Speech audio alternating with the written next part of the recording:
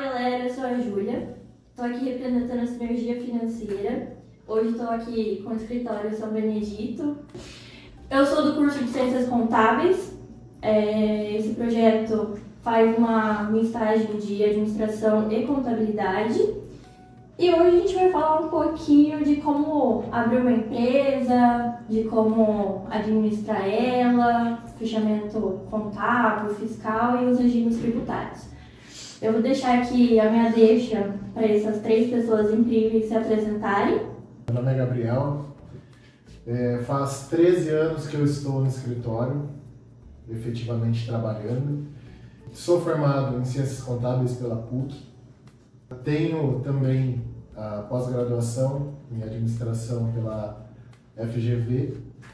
E faz um tempinho que eu já estou nessa pegada, né? Então, família desde sempre, então desde pequenininho eu venho até o escritório, mas efetivamente trabalhando faz 13 anos. Meu nome é Evânia, eu estou aqui há 42 anos. Eu sou técnica em contabilidade, me formei também em advocacia pela Universidade do Espírito Santo Pinhal e atualmente, além do escritório que eu administro, né, junto com o Benedito e com a força dos filhos hoje, né? Tem o Gabriel, hoje tem o Thales também, e tem a força das pessoas que eu tenho comigo já há muitos anos, como o Flávio, que está aqui, né?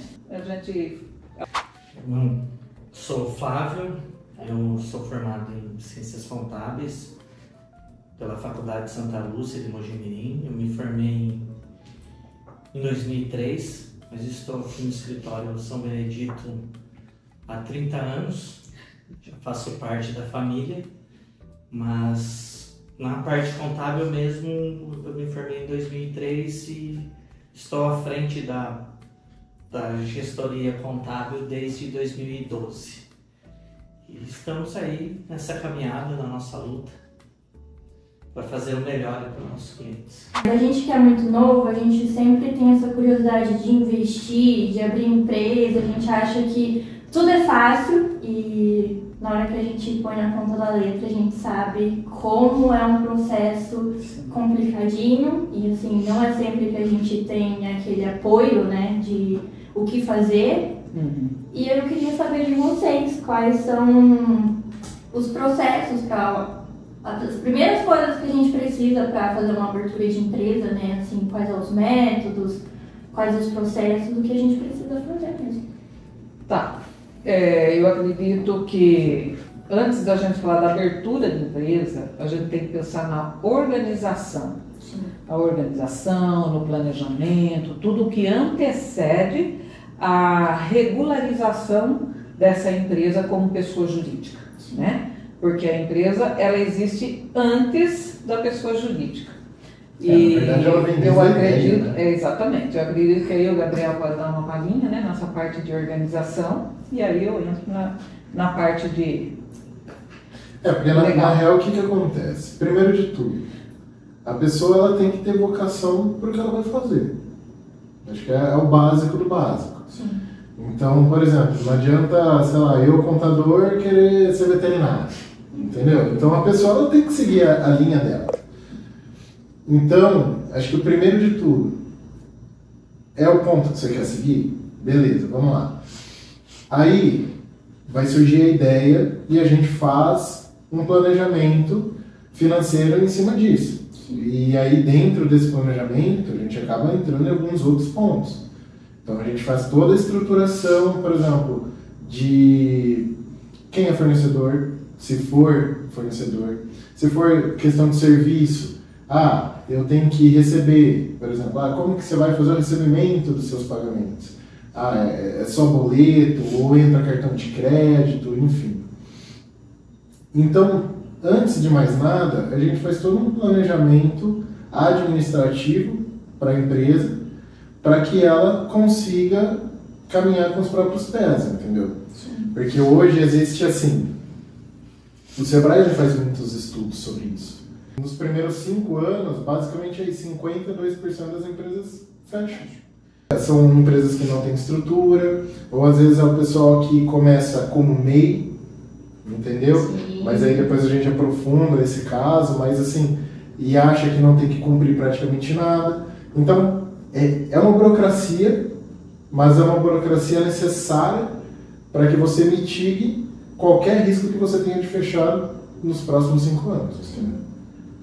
Porque você tem que entender muito bem daquilo que você está entrando, e o grande problema que eu vejo é que as empresas ou as pessoas, elas não têm uma cultura de empresa. Elas entram para um negócio achando que elas vão administrar como administram as próprias contas. E ela não entende que existe uma diferença entre o que é particular e o que é jurídico, né? O que é legal dentro das empresas. Então, as empresas, elas têm obrigações que muitas vezes os seus sócios não entendem que ele é um administrador de uma outra pessoa. Então, essa cultura que eu acho que atrapalha muito também os negócios. Sim. Porque você vai montar uma empresa, você tem que saber que você não vai poder, nos primeiros 3, 4 anos, manter a sua vida pessoal com o rendimento dessa empresa. Por quê? Ela tem um ponto de partida, que é o início, o pontapé inicial, porém ela tem que ter sempre aquele capital de giro para ela crescer, se desenvolver, se firmar. E isso a gente sempre fala, que a média é de 3 a 5 anos, dependendo do ramo que você está entrando. Então eu acho que essa parte é uma falha muito grande, porque as pessoas elas começam trabalhando para depois começar a entender como as coisas acontecem. E é aí que eu acho que é um dos grandes problemas. Um dos maiores problemas, né? A mistura ali, como a Ivânia estava citando, entre a pessoa jurídica e a física. E, para mim, na parte contábil, geralmente é um dos pontos onde a gente bate muito de frente com isso. Fala assim, eu estou começando uma empresa, só que daí eu preciso pagar uma conta, eu vou lá pagar minha conta particular na conta da empresa.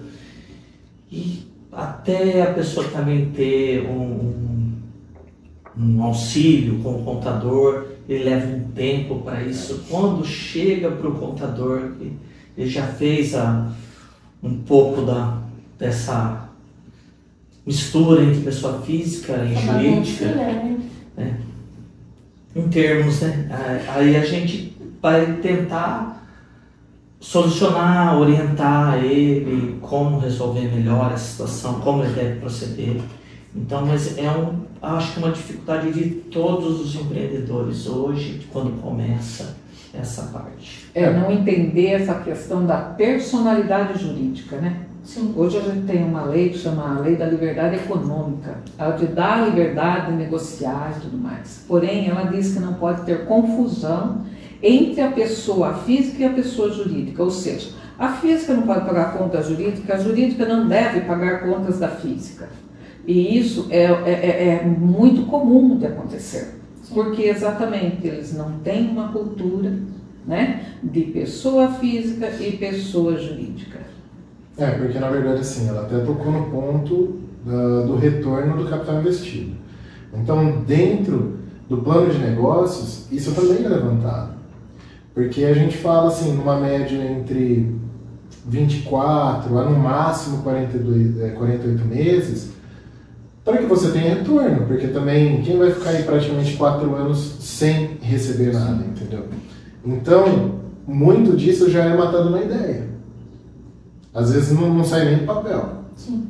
Então, assim, são pontos que devem mesmo ser tratados desde o começo. E algumas empresas até entram assim um pouco de desespero, né? Porque como o processo de ter uma receita, de ter um lucro é um pouco mais demorado, acaba que, por exemplo, estou focada em vender caneca.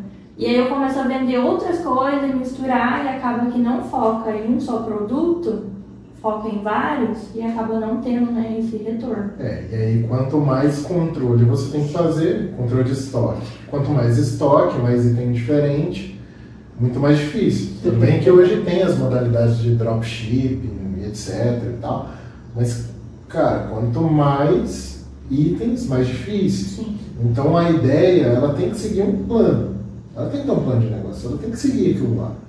A partir do momento que ela começa a ver, ó, sei lá, o que eu tinha estruturado não tá rolando, aí beleza, você dá uma reestruturada e segue o baile.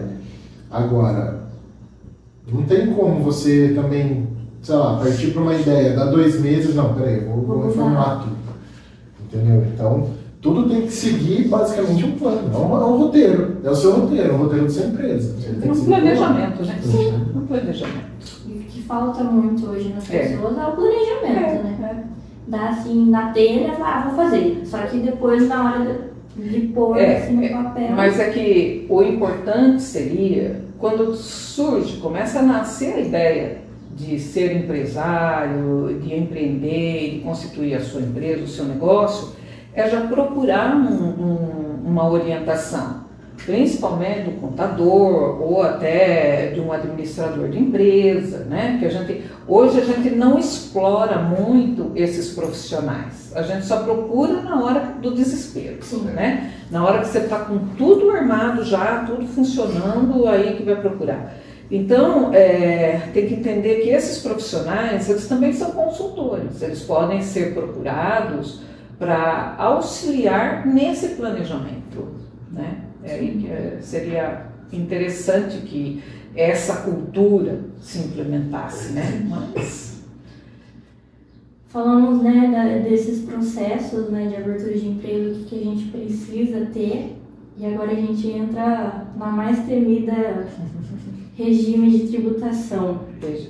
Esse é o outro ponto muito importante, que dentro desse primeiro contato do cliente com o escritório, vamos falar assim, primeiro contato, porque a maioria já vem pronto, né, já com a atividade, com a coisa toda prontinha, montada para falar com o contador. Então, quando ele procura o escritório para fazer a constituição da sua pessoa jurídica, a gente faz um levantamento das atividades, da perspectiva que ele tem de lucratividade, do ramo, né? Para poder ver onde que ele se enquadra melhor na legislação. Se ele vai ser uma empresa optando simples, se ele vai ser uma empresa do lucro presumido ou do lucro real. A empresa optando pelo simples abrange inclusive o MEI, que hoje é muito procurado, muito usado pelas pessoas. Porém, a gente tem visto muita situação em que as pessoas abrem e extrapolam o limite assim em 4 meses. Aí ela tem um outro problema, porque ela vai ser excluída retroativo, né? Então a gente tem essa questão do MEI, que vai até 81 mil anual. Depois a gente vai para as empresas do Simples, que ela entra dentro da ME e da EPP, né? São regimes com tabelas progressivas de imposto. E é lucro presumido. Muitas atividades não é viável também ser optando pelo Simples Nacional. Tá? Então tem que haver esse estudo prévio, porque no ato da gente estar fazendo essa documentação, existem prazos legais da data da Constituição para você entrar com requerimento de opção simples. Então a gente já tem que ter aí essa previsão de qual regime que a empresa vai seguir, vai ser o melhor para ela. E a gente faz esse planejamento dentro dos números que ela nos apresenta de perspectiva de faturamento bruto, tá? Aí a gente vai aplicar várias tabelas e apresentar para ele as opções, o porquê que a gente indica determinado regime. Sim. Em cima de números, porque não tem como você falar, não, vai nesse que é melhor. Não é assim que funciona. A gente apura mesmo a melhor opção para ele tributária. Porque assim, hoje o MEI vira uma febre. Sim. Então assim, vou começar a empresa. O que eu vou fazer? Não, primeiro eu quero ver se eu sou MEI. Porque, cara, o MEI ele é muito simples. Ele paga R$75 ali por mês. O imposto, independente do faturamento, até 81 mil no ano. E, sei lá, durante um ano ele paga ali R$800 de imposto. Está tudo legalizado. E aí eu tenho um pensamento totalmente controverso do que é o MEI. Eu acho que o MEI ele tinha que ser um programa. Ele não tinha que ser um regime tributário. Porque hoje você vê assim, tem muito tomezinho ali, entendeu? Então a empresa que tem 4 pessoas na família, por exemplo, e fatura um X ali, ele fatia uma parte para cada pessoa, entendeu? E qual que é o problema disso? Arrecadação.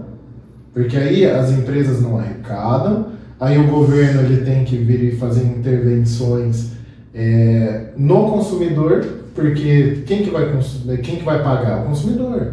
Então, se a gente compara o Brasil com outros países aí, exemplo, Estados Unidos, o consumidor paga ali uma média de 7% de imposto, dependendo da cidade, do estado. O Brasil quanto que é? Tem produto que bate 40%. Você entende a diferença? Então, lá, eles taxam o que você tem de rendimento no ano. Sim. Aqui, além de taxar o que você tem de rendimento no ano, eles taxam muito o consumo. Qual é o problema? O seu mercado, ele não gira. É um mercado que muitas coisas assim, por exemplo, você vai no supermercado mesmo hoje, R$100, o que você faz? Praticamente nada. Você sai com 2 sacolinhas ali, meu. Não consegue. Não consegue. Se não comprar carne, você sai com 2 sacolinhas. Você compra carne. Entendeu? Então a lógica do MEI era, o MEI ele segue um planejamento, sei lá, 2, 3 anos fica no MEI, sai dessa zona de perigo, de tempo e, por exemplo, estudo mesmo de Sebrae, de 5 anos, sai dessa zona de perigo e aí, cara, te vira, aí é com você. Sim. Entendeu? Você teve muito tempo para planejar, para estruturar, e aí é com suas próprias pernas. Então não é o que acontece hoje. Então o cara que tem ali também acaba se negando bastante, aí vem a questão de punições, vem multas pesadas, o cara ele vai ter que retroagir o exercício inteiro, vai ter que pagar tudo que você teria que ter pago de imposto. Então, para quê? Tipo assim, deu um tomé ali no governo, fiquei um tempinho sem pagar, mas a hora que chega a multa, você também vai ter que pagar. Na realidade nunca acontece, nunca vai atrás. Mas aí você nunca chega. E é grande o número de pessoas que nos procuram nessa situação, viu? Não é pouco. Não é pouco. E assim, tem aquela questão, Pix. Pix é complicado. Caiu na conta. R$1 já sabe quem que mandou para quem, enfim. Não só Pix, né? Hoje as máquinas de cartões também são cartão. É que a maioria acha que a máquina de cartão é o problema, o Pix não é, mas é a mesma coisa. Máquina de cartão, porque hoje qualquer lugar que você vai, se bobear hoje até um mendigo no sinal, tá com uma maquininha pedida em esmola pra você. Mas o Pix ele tem. É igual o presidente do vendedor ligou e falou, não tô com dinheiro. Não tem a maquininha, você não sabe nem como todo mundo tem uma maquininha de cartão. E hoje as operadoras de cartão estão informando o fisco que está tendo uma movimentação financeira na sua empresa. Aí você passa lá um determinado valor na sua maquininha de cartão e na hora que você vai fazer seus acertos, as suas declarações informa outro. Você vai ser um problema muito futuro. E não é só isso, né? Muitos fornecedores só vendem com nota, vários ramos. Você não compra sem nota fiscal, aí tem um volume imenso de nota fiscal e uma venda insignificante. Tanto que tem muita empresa que não aceita nota de MEI. E tem esse ponto também. Tem muita empresa que não aceita. Então, às vezes você vai trabalhar com uma empresa um pouco maior, normalmente você não pode ser MEI. Sim. Você tem que ter ali. Porque o MEI, ele é uma pessoa física equiparada à jurídica. Mas na sua essência ali, ele ainda é uma pessoa física. Sim. Beleza, ele tem a personalidade jurídica dela é física.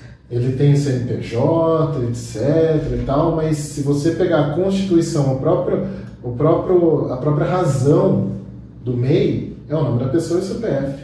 Algumas lojas sem citar cidades, algumas lojas, final do ano, muitas empresas às vezes dão um brinde, uma lembrancinha final do ano acabou, muitas empresas, lojas principalmente, que são MEIs, muitas empresas que compram pelo CNPJ, o próprio cartão da empresa, não aceita a nota. Eu já vi isso realmente acontecendo, de não aceitar a nota do MEI.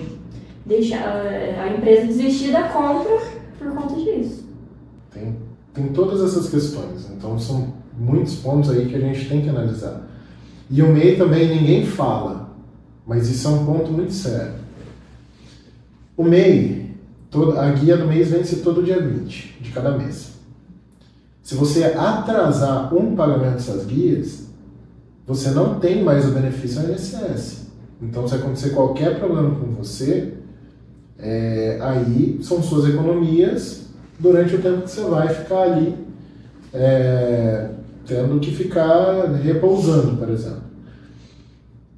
Atrasou, você vai ter que pagar um imposto, mas é justamente uma obrigação que você vai ter que ter. Uhum. Entendeu? Então ele não vai te trazer nenhum benefício, é só cumprimento de obrigação. Então tem essas questões também. Então o pessoal normalmente aí também abre o MEI e fala, não, eu tenho assegurado. Não tem. Você tem que pagar, você tem que seguir as regras. Senão também não adianta de nada. Fora a galera que também abre MEI, movimenta ali 1, 2 meses, deixa o MEI parado, aí vai acumulando mês a mês o valor do imposto, e daqui 4, 5 anos fala, pô, vou regularizar meu MEI, né? Aí vai ver lá pancada, 4, 5 mil de imposto. Isso eu realmente não sei. Para vocês a pergunta vai ser assim, meu Deus, o simples a gente sabe que quando a empresa não tem faturamento, não tem a receita, a gente não recolhe esse imposto no MEI.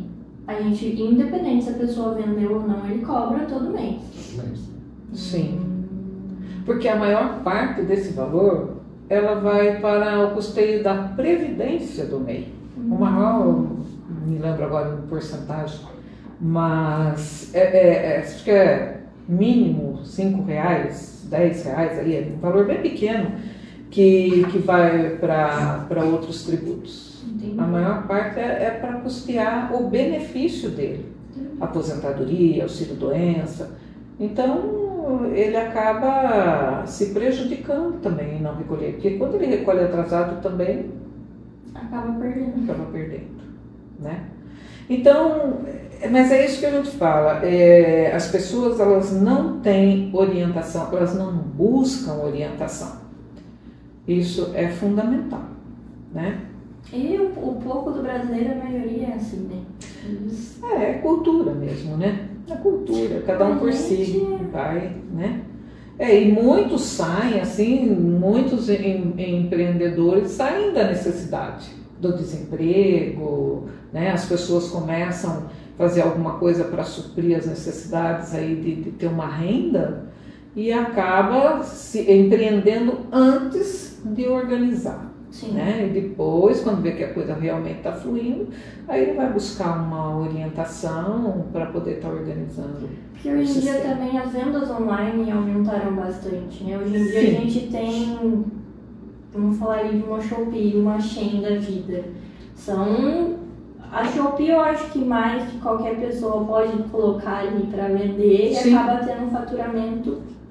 Sim, as plataformas. Exatamente. Né? Porque o que acontece que eu já vi a pessoa ser física, abrir uma loja e começar a ganhar muito bem e não declarar. Então, hoje me parece que já mudou um pouco as exigências para você fazer parte da plataforma, né? Que você agora está obrigado a vender com nota. Depende da plataforma. Não são todas as plataformas, mas as maiores elas estão exigindo. A Shopee é um caso. Até um certo faturamento, acho que era 20 ou 30 mil por mês, alguma coisa assim.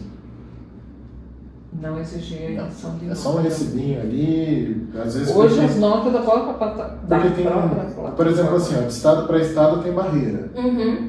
Então você tem um recibo ali só para passar na barreira, entendeu? Mas você não precisa efetivamente ter uma nota fiscal. Então depende muito da plataforma.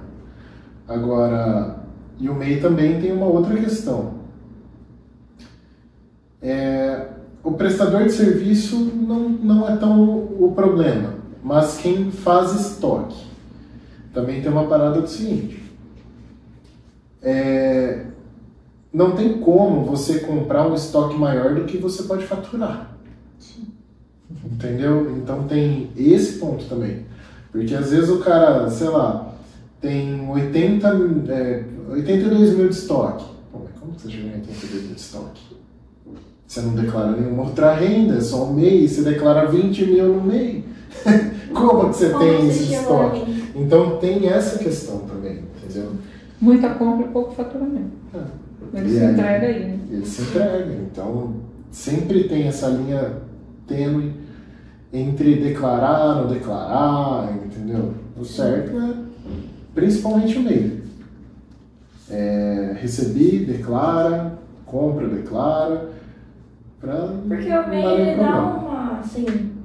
dá uma ajuda, né, nesses 5 anos, entre aspas, e para a pessoa se estruturar, de planejar e partir para uma simples nacional ou até mesmo para um lucro presumido, dependendo do faturamento, da receita da empresa. Né? E o que acaba é que às vezes não declara, né, no MEI, e acaba que você acaba assim, se afundando mesmo. Empresas acabam fechando de 2, 3 anos, não chega nem isso. E outra, se você pensar em 81 mil, tem um limite que ele pode tirar de dinheiro da empresa, entendeu? Que é 8%. Então, quem que sobrevive com isso no ano? 8% de 80 mil, né? Então é difícil ele se manter realmente no meio por muito tempo. Não, isso se não tiver contabilidade. Se não tiver contabilidade. E a maioria não procura. Para onde que eu olho aqui? É para cá? Contrate um contador. Exatamente. Né? Porque se ele não tem nenhum contador, como que ele vai ter uma contabilidade? Muito difícil, né?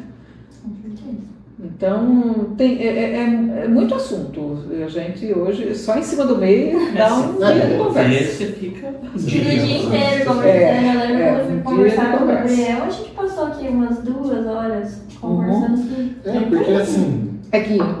Primeiro de tudo, o Brasil não é nada complicado. É super tranquilo se trabalhar no Brasil, entendeu? Então, é suave. Não, mas falando sério, tipo assim, o Brasil é muito complexo. Então, desde o próprio MEI, o MEI, ele é complexo.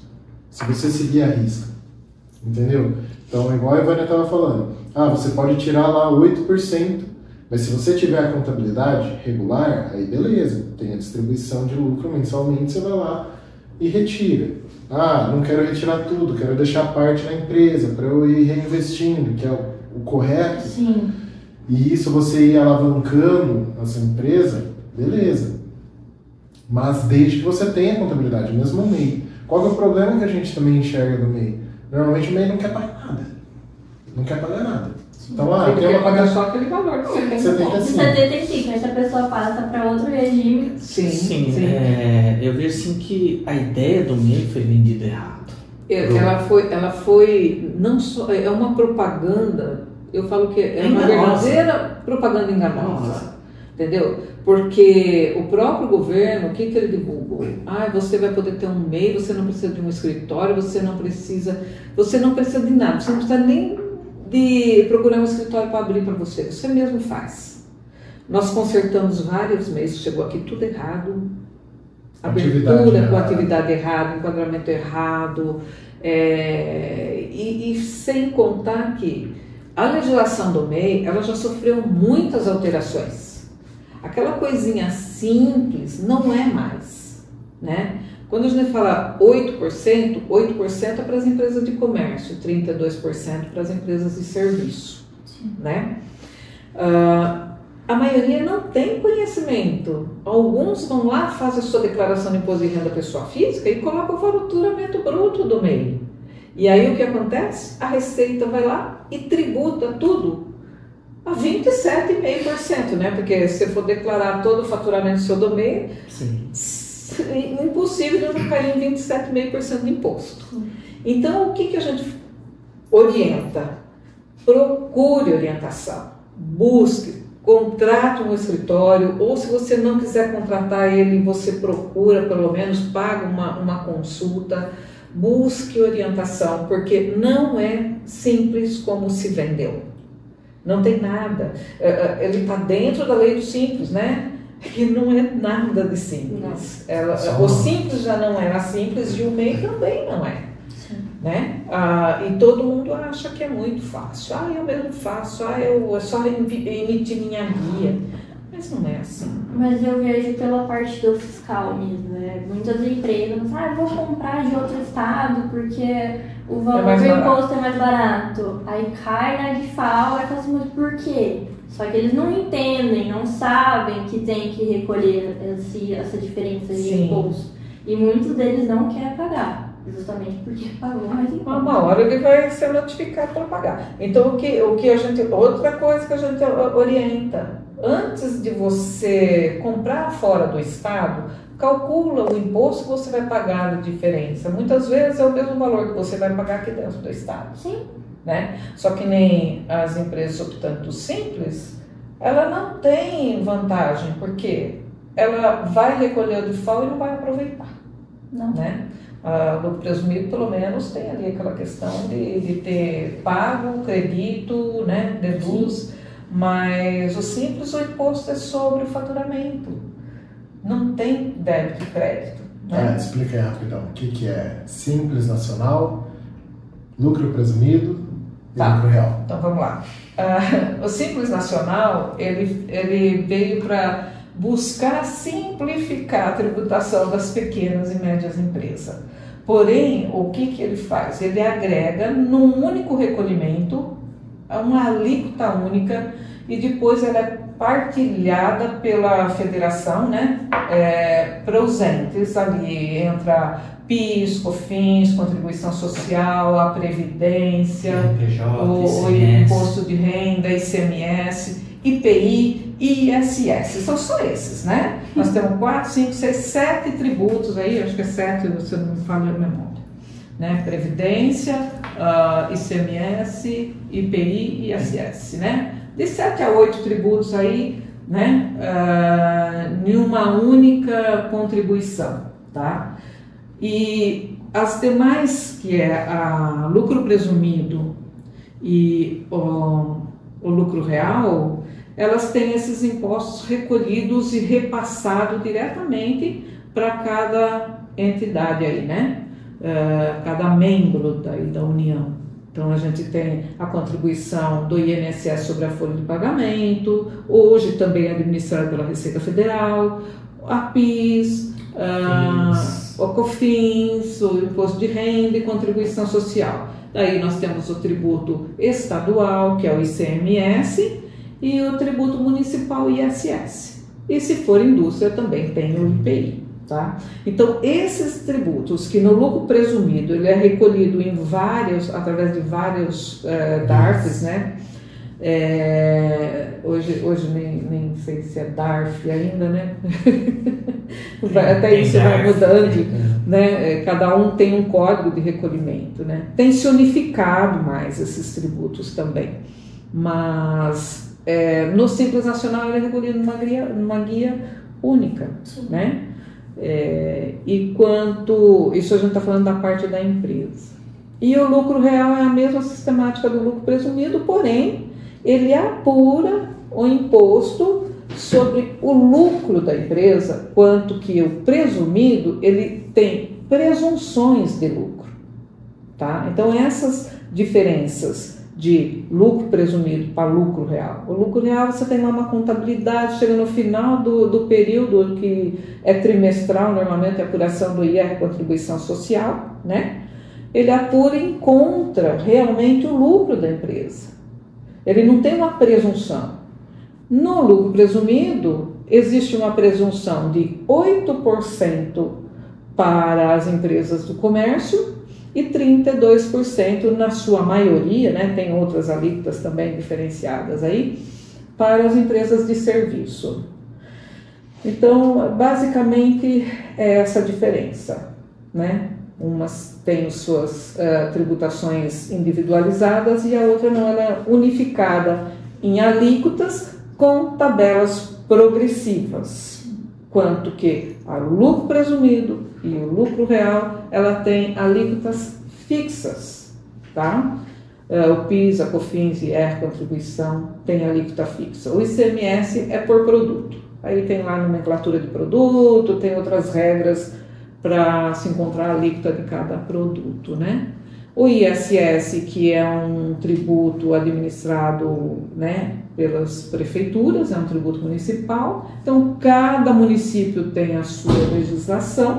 Então, basicamente é isso. Então, nós temos hoje praticamente, vamos falar, os principais regimes, né, do Simples Nacional, do lucro presumido e o lucro real. Eu agradeço a participação de vocês, aí 1 hora aí ocupando vocês. Eu não sei se a galera da Unasp sabe, mas a gente tem uma parceria, né? O escritório, a gente tem uma parceria com a Unasp de abertura de empresa. Eu acho que o Gabriel vai ser melhor para explicar como que funciona. Então, a gente tem um programa que basicamente é o plano de negócios que a gente falou. Então, a gente acompanha o aluno desde a ideia de desenvolvimento de um negócio próprio, até mesmo orientação mensal, assim, obviamente, fechando o serviço de contabilidade, enfim, com um preço melhorzinho aí para ajudar também, até mesmo pela parceria que a gente fez com o NASP. Agradecer ao professor Silvio, que também esteve junto com a gente desde o começo nesse projeto. Mas é justamente porque a gente entende que a pessoa, quando ela está sozinha, entrar ali nos 5 primeiros anos e entrar nas estatísticas é muito grande. Sim. Então, desde o começo a gente faz um plano de negócios, a gente estrutura, ajuda a estruturar a empresa e no final ajudamos mensalmente com as orientações, com nossos serviços, enfim. E aí agora fica um convite para vocês, esse trabalho, esse projeto que a gente fez, esse podcast. Na semana da administração e da contabilidade, a gente vai estar apresentando e vocês são meus convidados também. Muito obrigado. Muito bom. É isso, galera. Muito obrigada. A nossa cameraman. Curtam bastante. Camerawoman.